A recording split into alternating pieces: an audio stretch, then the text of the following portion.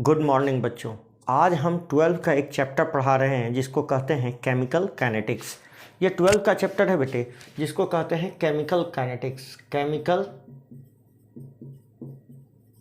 Kinetics, ठीक है, chemical kinetics. ध्यान से देखो, काइनेटिक्स का नाम से ही क्लियर है, केमिकल काइनेटिक्स का नाम से ही क्लियर है।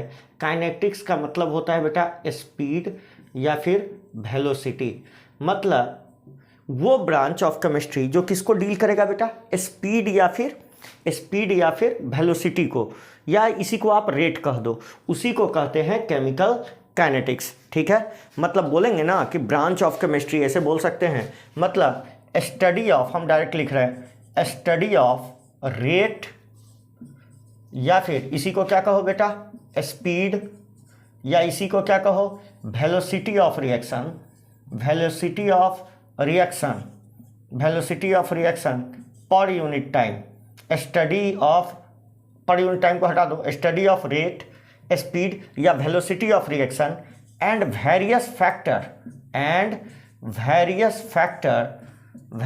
Factor affecting it. कौन कौन फैक्टर इसको अफेक्ट करेंगे, जो फैक्टर इसको अफेक्ट करेंगे उन सारी फैक्टर को पढ़ेंगे। इसी को क्या बोला जाएगा, chemical kinetics. Affecting it called chemical kinetics. तो केमिकल काइनेटिक्स में हम रेट, स्पीड या वेलोसिटी ऑफ रिएक्शन को पढ़ते हैं और उन सभी कारकों को पढ़ते हैं, उन सभी कारणों को पढ़ते हैं जो रेट को प्रभावित करता है। आ रहा है समझ में? अब मेरी बात सुनो, कहने का यह मतलब है कि कोई भी दुनिया का रिएक्शन होगा बेटे, तो रिएक्शन में हम दो चीज जानने में इंटरेस्टेड होते हैं। पहला, ए से बी बनेगा या नहीं बनेगा, ए से बी बनेगा या नहीं बनेगा। यदि मान लो ये बन रहा है तो इसको बोलता है थर्मोडायनेमिक्स, कि यदि किसी रिएक्शन का डेल्टा जी निगेटिव हो, मतलब डेल्टा जी निगेटिव हो, मतलब रिएक्शन कैसा हो जाएगा, स्पॉन्टेनियस। कैसा हो जाएगा बेटा, स्पॉन्टेनियस, और खुद ब खुद हो जाएगा। मगर ये नहीं बताता कि रिएक्शन ए बी में बदलेगा, मगर कितने दिन में बदल जाएगा, 1 दिन में, 2 दिन में, 50 दिन में, 100 दिन में। जैसे ये बोलता है थर्मोडायनेमिक्स ये बोलता है कि कोयला को यदि जमीन में हम दबा दें तो कुछ दिन के बाद कोयला किस में बदल जाएगा, हीरा में। मगर बताओ, क्या ये 1 दिन में होने वाला प्रोसेस है कि बहुत दिन लग जाएगा? बहुत दिन लग जाएगा। तो ऐसा प्रोसेस हमारे कोई काम का नहीं है। तो ये कौन बताया कि कितने दिन में होगा? ये बताएगा बेटे जिसको आप कहते हो काइनेटिक्स। काइनेटिक्स मतलब ये स्पीड बता देगा। क्या बता देगा? स्पीड बता देगा। स्पीड बता देगा मतलब ए से बी में बदलेगा, कितनी देर में बदलेगा। मतलब ये एक्चुअली में स्पीड बता के टाइम बता रहा है। क्या बता रहा है? टाइम। अब देखो, टाइम यदि ज्यादा होगा तो स्पीड क्या हो जाएगा, कम। टाइम कम होगा तो स्पीड क्या हो जाएगा, फास्ट। आ रहा है समझ में? मतलब ये एक्चुअली में टाइम या स्पीड को बता रहा है। क्लियर हो गया? मतलब स्पीड को ही बता रहा है, मान लो स्पीड को ही बता रहा है। यदि स्पीड पता लग गया ना, स्पीड तेज है, तो इसका मतलब टाइम कम लगा होगा। आ रहा है समझ में? और स्पीड बहुत स्लो है, इसका मतलब टाइम क्या हुआ होगा, टाइम बहुत ज्यादा होगा। टाइम बहुत ज्यादा होगा। क्लियर हो गया? मतलब हम रिएक्शन तभी जाके रिएक्शन का कंप्लीट डेफिनेशन होगा जब हम दोनों बात बता दें, ए से बी में बदलेगा या नहीं बदलेगा, और बदलेगा तो कितनी देर में बदलेगा। और देर वाला समय, देर वाला जो मेरा प्रश्न है उसको कौन डील करेगा, काइनेटिक्स। और बदलेगा कि नहीं बदलेगा इसको कौन डील करेगा, थर्मोडायनेमिक्स। दो बातें हैं, थर्मोडायनेमिक्स बताएगा बदलेगा कि नहीं बदलेगा, और बदलेगा तो कितनी देर में बदलेगा, ये काइनेटिक्स बताएगा। आ गया समझ में? क्लियर है यहां तक? अब मेरी बात सुनो, जब हम केमिकल काइनेटिक्स का स्टडी करेंगे तो ये मान के चलेंगे कि रिएक्शन ए से बी में बदलेगा, बदल जाएगा, ये पक्का है। हाँ, इसमें अलग अलग समय लग सकता है, मतलब इनका स्पीड अलग अलग हो सकता है, मगर ए बी में बदलेगा, जरूर बदलेगा। आ गया? मतलब ये मान के चल रहे हैं कि रिएक्शन फिजिबल है, रिएक्शन होगा, मतलब डेल्टा जी निगेटिव होगा। हाँ, इसमें लगने वाला समय अलग अलग हो सकता है, उनका स्पीड अलग अलग हो सकता है। इस हिसाब से हम रिएक्शन को 3 भाग में क्लासिफाई कर देते हैं, टाइप्स ऑफ रिएक्शन। यदि हम टाइप्स ऑफ रिएक्शन की बात करें, किस बेसिस पर, on basis of rate, on basis of rate, rate या फिर जिसको आप स्पीड कह रहे हो, ठीक है, इनके आधार पर। पहले को कह रहे हैं स्लो रिएक्शन। स्लो रिएक्शन, यदि कोई स्लो रिएक्शन होगा तो इसका स्पीड क्या होगा बेटा? Speed is very slow, speed is slow. इसका मतलब लगने वाला टाइम क्या होगा? Time taken is large. Time taken क्या होगा? Is large to complete. मतलब रिएक्शन को कंप्लीट होने में लगने वाला समय क्या होगा? बहुत बड़ा होगा। इसलिए ना रेट कम है, टाइम लगने वाला क्या होगा बेटा? बहुत ज्यादा हो गया हो, इसीलिए स्पीड क्या हो गया? कम आ गया। क्लियर है? अगली बात सुनो, यदि टाइम बहुत ज्यादा लग रहा है, इसका मतलब है ऐसा रिएक्शन हमारे किसी काम का नहीं है। कोयला को जमीन में दफना दिए और मिट्टी उट्टी डाल के इंतजार कर रहे हैं कि हीरा में बदल जाए तो किसी को गिफ्ट करेंगे। ये आपके जिंदगी में तो क्या, आपके आने वाले कितने भी जिंदगी में, कितने भी पीढ़ियों के जिंदगी में पॉसिबल नहीं है। कारण क्या है? क्योंकि ये बहुत स्लो रिएक्शन है। आ रहा है समझ में? तो हम बोलें कि इसका रेट या speed can not be measured precisely. इसका स्पीड आप नापिए नहीं सकते हैं, बहुत स्लो होगा रिएक्शन। स्पीड को आप प्रिसाइजली मतलब सटीकता से 100% एक्यूरेटली नहीं नाप सकते। कारण क्या है? बहुत लंबा समय है। एग्जाम्पल क्या लिखा जाए बोलो? अभी तो बोला, जैसे रस्टिंग ऑफ आयरन, ये कैसा प्रोसेस है? बहुत स्लो प्रोसेस है। उसी तरह conversion of coal into diamond, ये भी कैसा प्रोसेस है बेटा? बहुत स्लो प्रोसेस है। क्लियर हो गया? ये सारे बातें क्लियर हैं। चलिए आगे बढ़ते हैं, ठीक है। अब मेरी बात सुन, यदि हम बात करें बेटे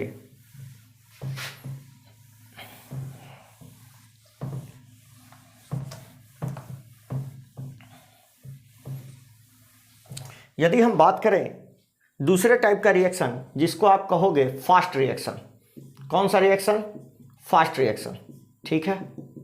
यदि हम फास्ट रिएक्शन की बात करें तो इसका स्पीड बहुत हाई होगा, स्पीड इज हाई। यदि स्पीड हाई होगा बेटे तो लगने वाला समय क्या होगा? बहुत कम। तो क्या बोलेंगे बेटा? Time taken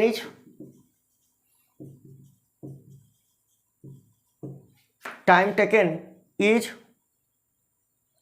very short. Very high है ना, लो कर लो, high low. Time taken is very low. और तीसरी बात क्या बोला जाए बेटा?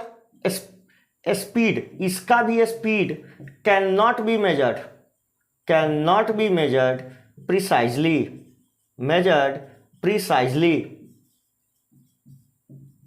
इसका भी आप स्पीड मेजर नहीं कर सकते। कारण क्या है बेटा? जिस समय ये रिएक्शन होगा ये फ्रैक्शन ऑफ सेकंड में हो जाएगा, एक आध सेकंड में हो जाएगा। कैसे रेट मेजर करोगे बताओ?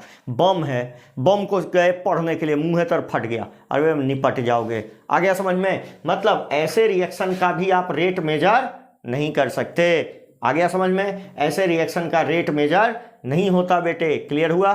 तो जो रिएक्शन बहुत तेजी से होगा उसका रेट मेजर नहीं किया जा सकता। और इसके एग्जाम्पल क्या हो जाएंगे बेटा?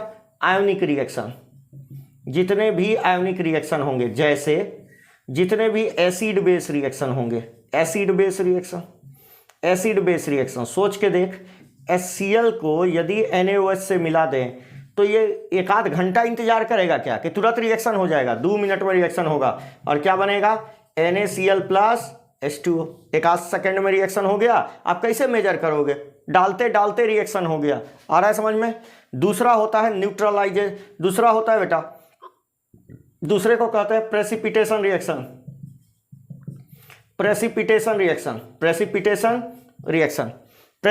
रिएक्शन में देखो, जैसे आप लिख रहे हो NaCl को रिएक्शन करा दिए AgNO3 से, तो क्या मिलने वाला है बता? हम नीचे लिख रहे हैं क्या मिलने वाला है? NaNO3 और AgCl का व्हाइट रंग का प्रेसिपिटेट, ये भी फ्रैक्शन ऑफ सेकंड में हो जाता है क्योंकि आयनिक रिएक्शन है।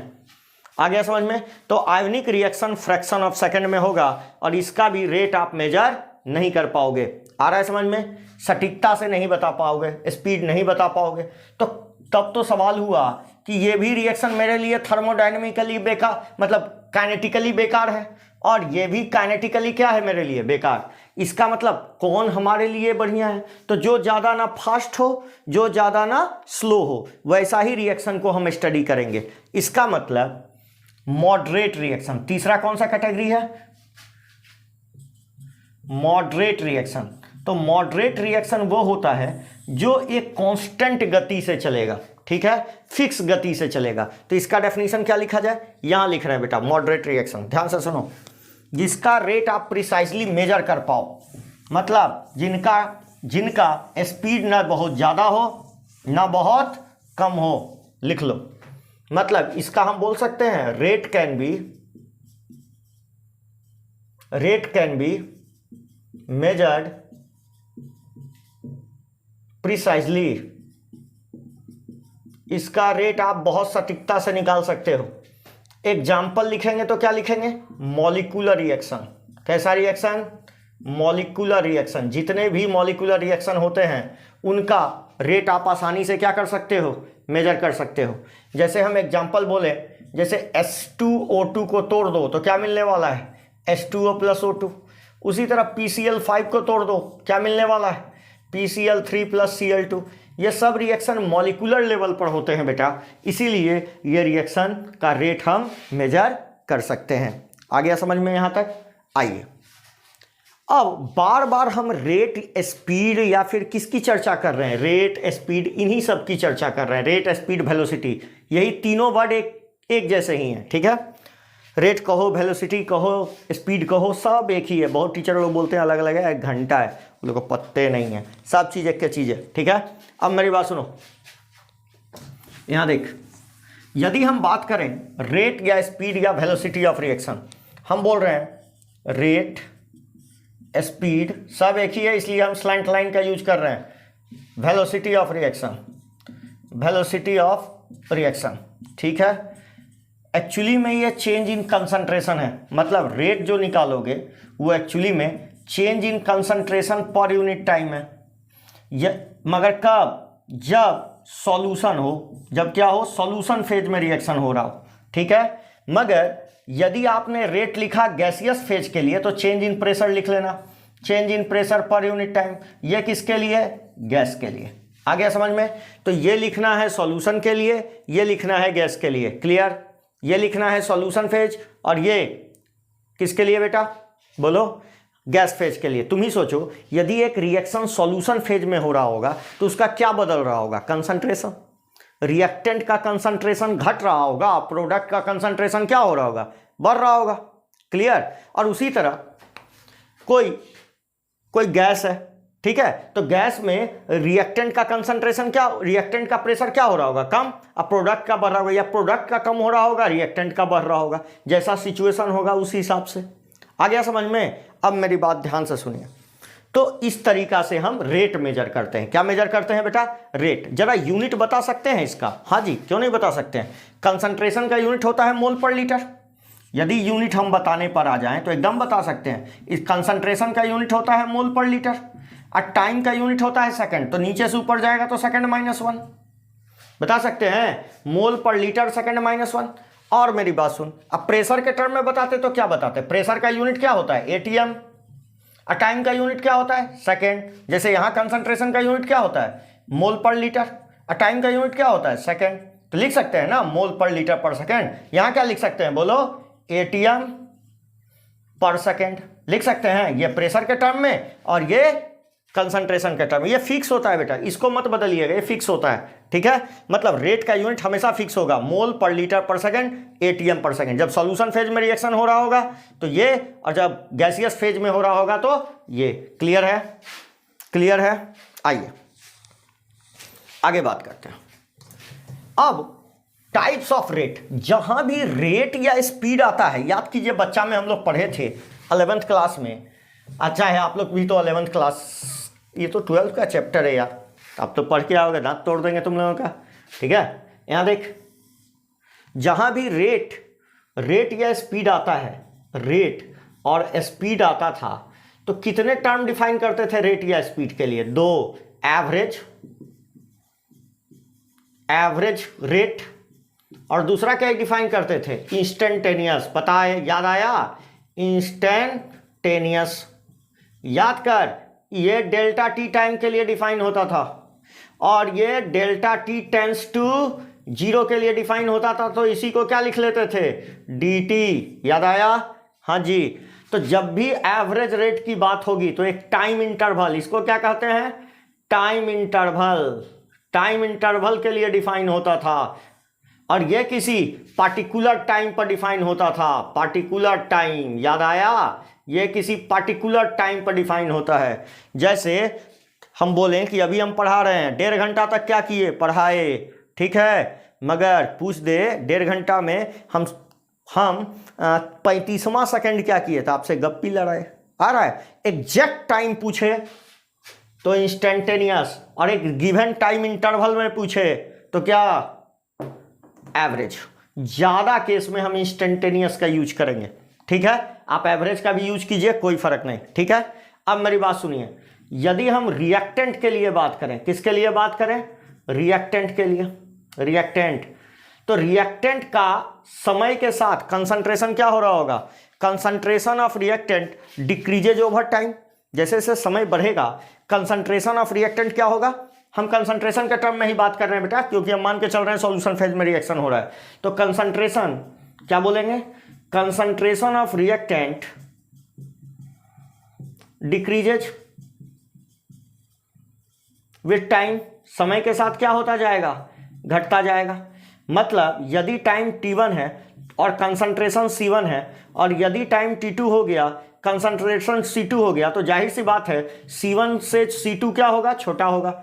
मतलब यदि हम इसका डेल्टा c निकालें तो क्या लिखेंगे? Final minus initial. फाइनल कितना है? ये फाइनल हुआ और ये क्या हुआ? इनिशियल। आ रहा है समझ में? तो फाइनल माइनस इनिशियल मतलब c2 माइनस c1, ये कैसा आने वाला है? निगेटिव। कैसा आने वाला है? निगेटिव। c2 माइनस c1 कैसा आने वाला है बेटा? निगेटिव। c2 माइनस c1 कैसा आने वाला है?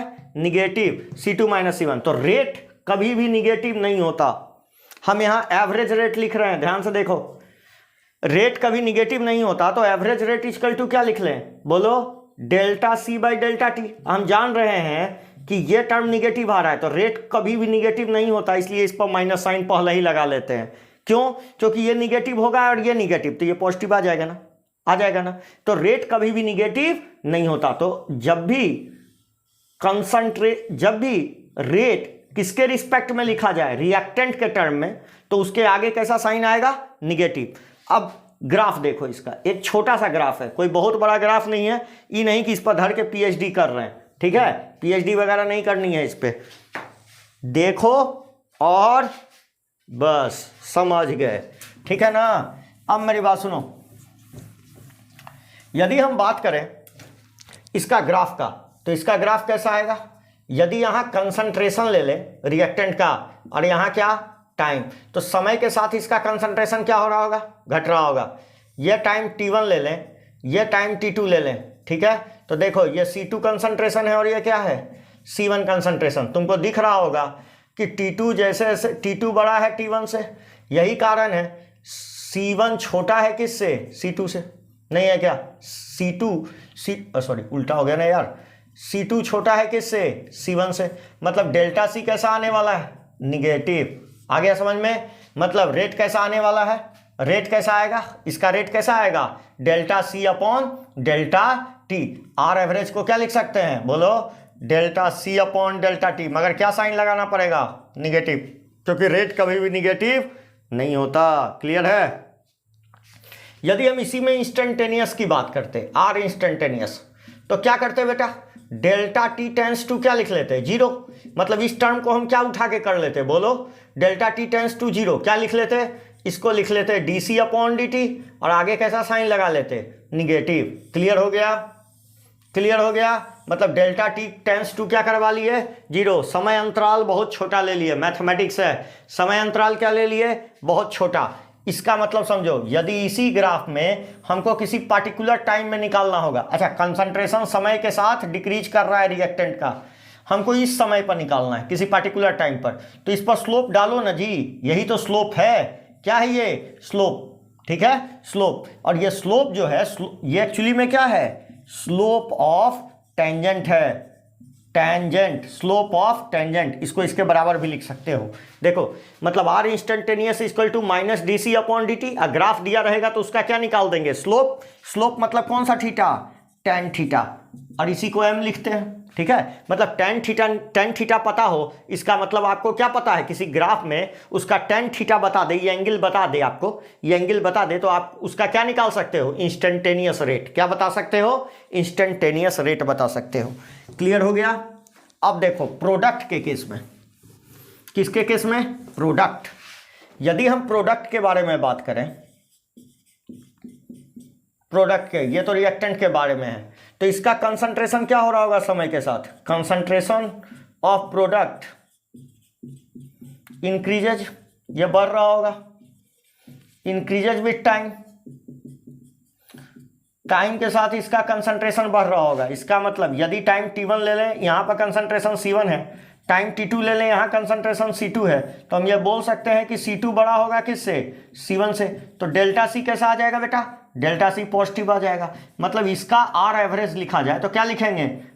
एवरेज लिख रहे हैं, इसलिए बड़का डेल्टा, ये वाला डेल्टा का प्रयोग, delta c upon delta T. आ रहा है समझ में? Delta c upon delta T. Graph कैसा लिखा जाएगा बोलो?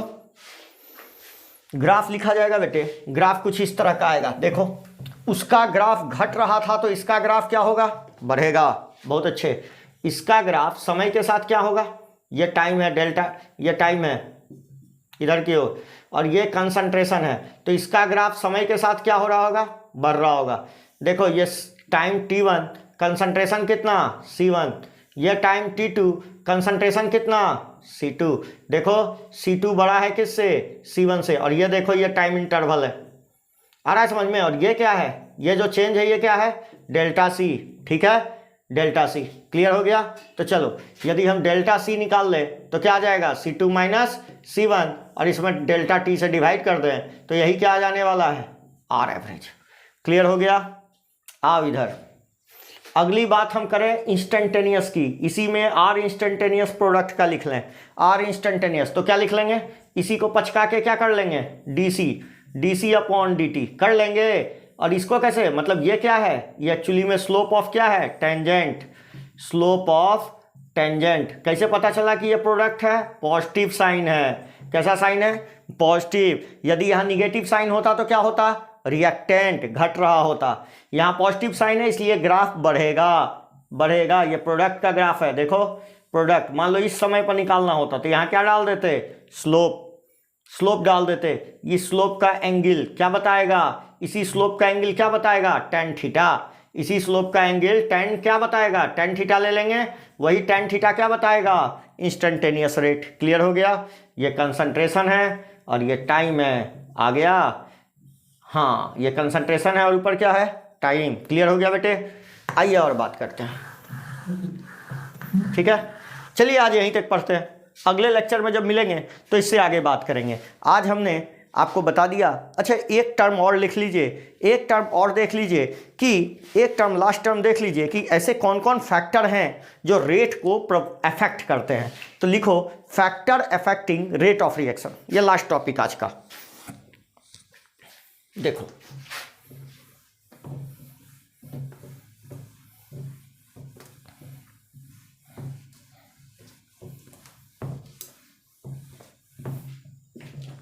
फैक्टर्स अफेक्टिंग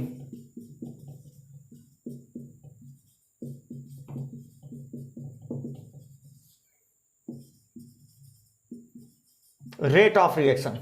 वो कौन कौन फैक्टर हैं जो रेट ऑफ रिएक्शन को क्या कर रहे होंगे? प्रभावित कर रहे होंगे। Factors affecting rate of reaction. पहला रेट या स्पीड, पहला कंसंट्रेशन, कंसंट्रेशन ऑफ रिएक्टेंट। ठीक है, जितना ज़्यादा कंसंट्रेशन उतना ज़्यादा रेट। ठीक है, जैसे जैसे कंसंट्रेशन घटेगा रेट भी क्या होता जाएगा? घटता जाएगा। ठीक है, देख रहे हो, रेट भी क्या होता जाएगा? घटता जाएगा।